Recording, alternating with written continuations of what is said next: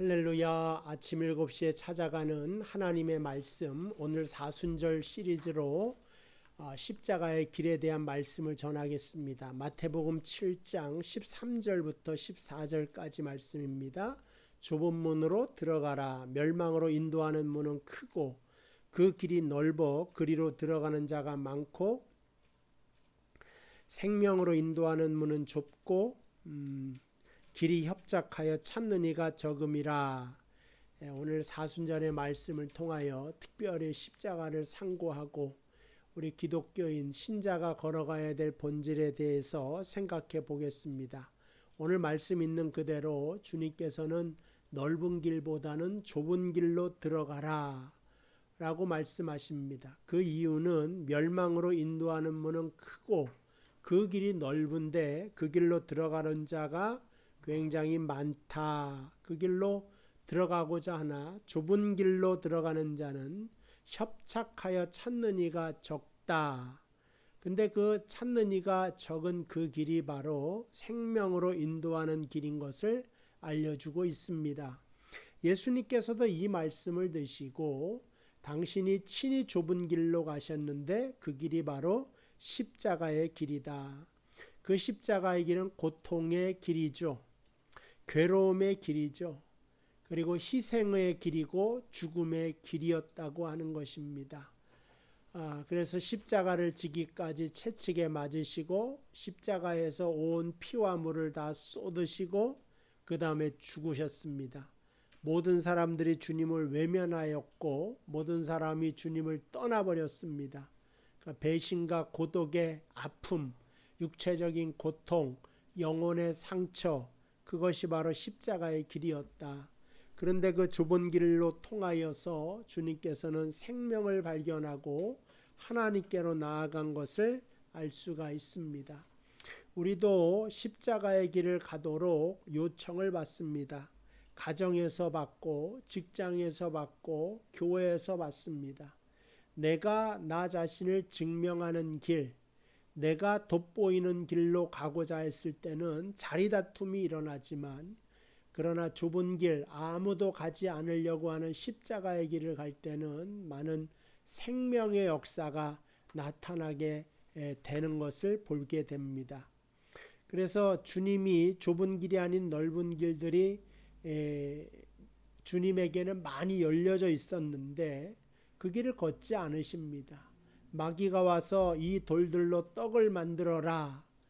그러면 주님께서도 배고픈 문제를 스스로 해결하시고 배고픈 자에게 그 돌로 떡을 만들면 기아의 문제를 해결해 주므로 많은 백성들을 기아의 문제에서 해결하는 메시아적인 일을 하는 것 아니겠습니까?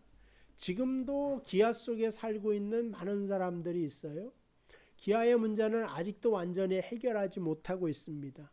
그러니까 단지 캐나다나 한국 같은 나라에 살면은 먹는 문제는 해결된다 싶지만 그러나 아직도 인류의 3분의 1 이상이 제대로 된 식사를 하지 못하고 기아 속에 살아가고 있습니다. 그러니까 예수님 당시에도 이 떡의 문제는 얼마나 중요한 문제인지 다 알 것인데 주님께서는 돌을 명하여 돌들로 떡으로 변화시킬 수가 있었음에도 불구하고 그 길을 걷지 아니하셨다.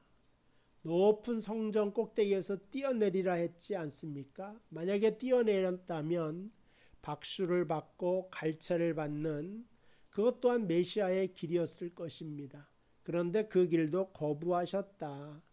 마귀에게 절을 하면 모든 이 세속적인 권력을 준다 그랬어요. 천하 만국을 다 보여주며 너에게 주겠다.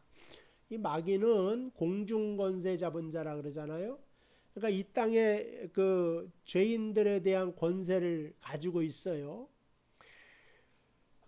그 모든 것을 주겠다. 그렇지만 주님께서는 그 모든 것을 거절하시고 영광의 길, 그 다음에 자기 자신을 돋보이거나 내세우는 길을 거절하시고 쓴 잔을 마시는 십자가의 길을 걸어가신 것을 우리는 다 알고 있습니다. 주님께서 겟셋마네 동산에서 예수님을 잡는 무리를 향하여서 그 제사장의 종 말고의 귀를 잘린 베드로에게 말하기를 내 칼을 도로 칼집에 꽂으라. 칼을 가지는 자는 다 칼로 망하느니라. 그러면서 내가 오늘 하나님께 간구하여 12영이나 더 되는, 그러니까 12군단이에요.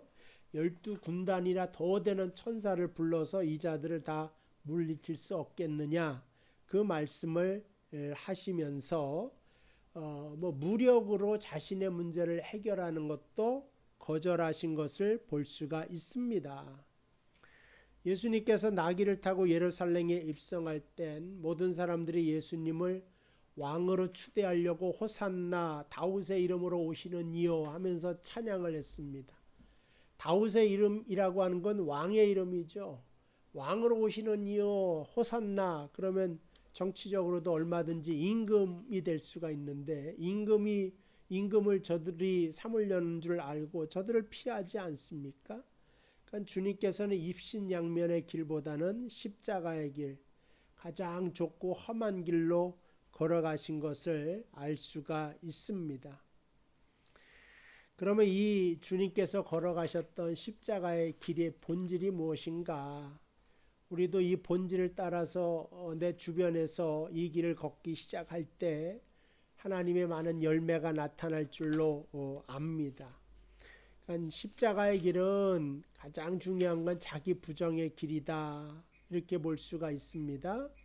그래서 하나님의 본체이신 예수님, 본질상 하나님의 본체, 하나님의 아들이죠. 그래서 하나님과 동등됨의 자격을 취할 수 있는 그러한 하나님과 같은 분이었지만 그 길로 가지 아니하시고 십자가의 길을 걸어가신 것을 보게 됩니다. 그래서 누구든지 나를 따라오려거든 자기를 부인하고 자기 십자가를 지고 나를 따를 것이니라 말씀하시면서 자기를 부인할 것을 말씀하고 있습니다.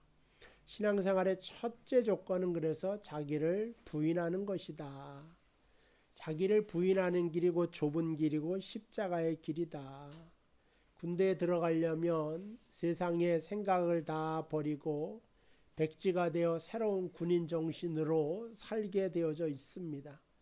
마찬가지로 생명의 구세주가 되신 예수님의 뒤를 따라가는 우리도 똑같이 자기 자신을 비우고 자기 자신을 부정할 수 있는 마음을 가지고 주님을 따라가는 것입니다. 그 비워진 마음 위에 또 무슨 고백이 따라야 되느냐? 베드로가 고기 한 마리 잡지 못하였을 때 주님께서 말하기를 깊은 데로 가서 그물을 내리라고 했죠. 그때 내가 밤새도록 수고하여서 한 마리 잡지 못했지만 말씀에 의지하여 그물을 내리리이다. 그때 그물이 찢어질 정도로 고기가 잡히니까 베드로가 나를 떠나소서 주여 나는 죄인으로소이다. 그 주님의 그 절대적인 능력 앞에 자기 자신이 죄인인 것을 고백하고 실수투성이고 교만하고 아집투성인 걸 고백을 하고 주님 앞에 죄인된 베드로가 고백을 하며 주님을 따르게 되는 것을 알 수가 있습니다. 그러면서 그는 이제 고기를 낚는 어부가 아니라 사람을 낚는 어부로서의 길을 걷게 되었다. 그게 다 어디에서 시작이 되는가? 주여 나는 죄인으로소이다. 자기가 부정된 마음 위에 이러한 고백이 있을 때 주의 길을 온전히 따라간 것을 보게 됩니다. 사도 바울도 마찬가지입니다. 그도 나도